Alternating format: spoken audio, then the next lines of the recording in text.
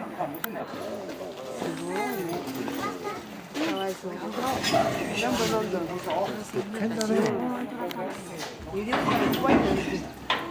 意外になる。ライオンぐらいの人がいました。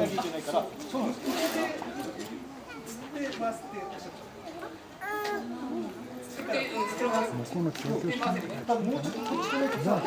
れさ、すっぱらかわいいからさ、あるの。右下。だとさ、夏はしょうがない。みんな見てんの。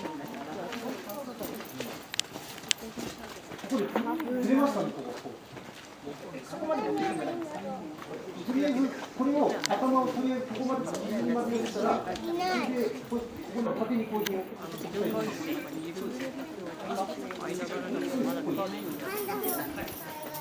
そこまで持ってってあそこで釣って機械でつける。あ、これそれを使うか。それできますかね。あ、それでいいか。これジャムラーメン出るかな。みんな見たいのと。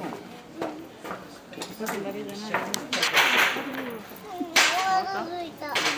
これこういうふうにってことでしょ。いやいや、まっすぐ。あ、これで滑らせる。それ一本で滑っちゃう。そうするとこれ上手にはい、そうですね。まあ取っ手が向こう行ってからだね。とりあえず。せーの。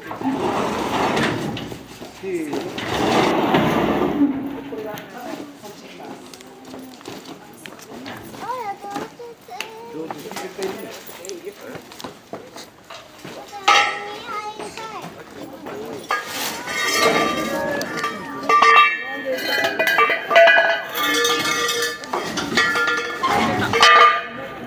また揺れてびっくりしちゃった。